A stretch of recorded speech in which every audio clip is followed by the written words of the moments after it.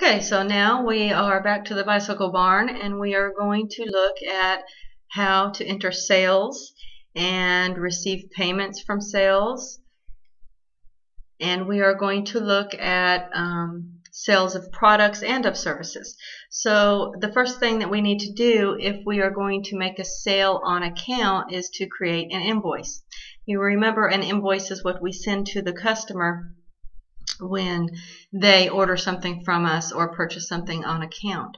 So then you can choose which customer you would like to bill.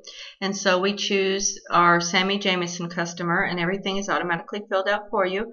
Make sure you put the correct date, and then you will choose what that customer is purchasing. So if the customer is purchasing, for example, a Lacrosse XL bicycle, and then you need to put the quantity so that the customer is only purchasing one.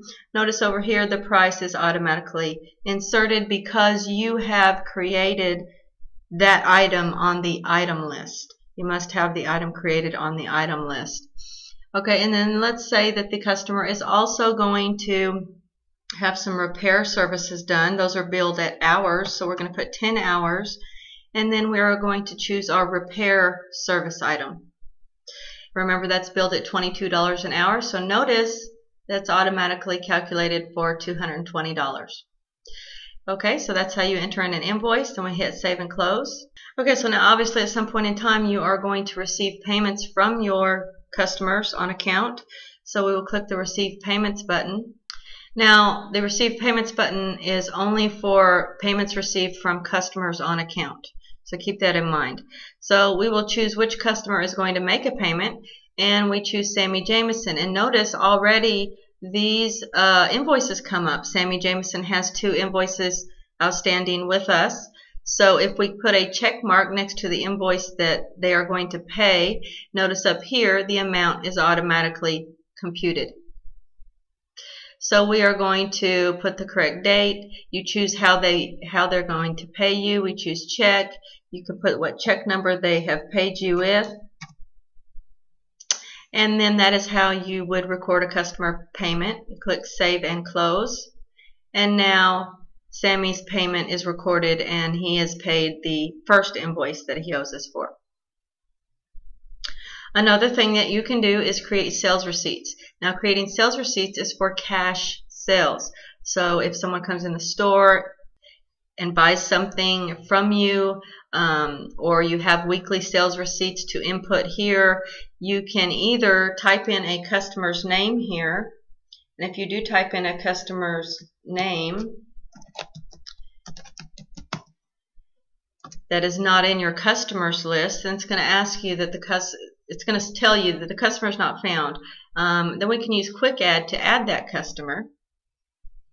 And then we choose what item that customer is purchasing. We're going to say that they are purchasing a decals large set, and they are purchasing 2 of them. Notice that the price is automatically calculated at $34.99 times 2. Once we are done with that, we hit save and close. Now, sometimes at the end of the week, you may record all of your cash receipts recorded at the cash register. So in that case, we might click Create Sales Receipts, and then we would type in cash here, or maybe even call it cash sales. Okay, it's just a temporary little customer setup that we are using for our cash sales. We click Quick Add, we choose the correct date, and then we would choose what items were sold in the store. Okay, so once you have chosen all the items that were sold in the store, and then you have a total down here, you hit save and close there. One last thing we need to look at is how to record deposits, because as you see, we have been receiving some payments. We received some payments on account, and we also received some cash sales. So you would go to the Record Deposits button here, and everything that you have received is shown here. You have to make a deposit into your bank account So we would check off the ones that we want to deposit, and then it gives us a total for our deposit. $1,825.29 is what we are actually depositing into our checking account.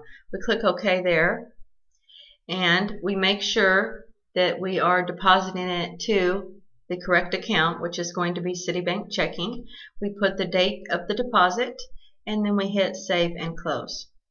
Let's take a look at what that looks like in the check register. So notice you see that you have, well, you had your initial $10,000 opening balance equity account, and now you have made a deposit for, and I just double clicked on that, you made a deposit for $1,825.29. That is all the deposits for the week, for example.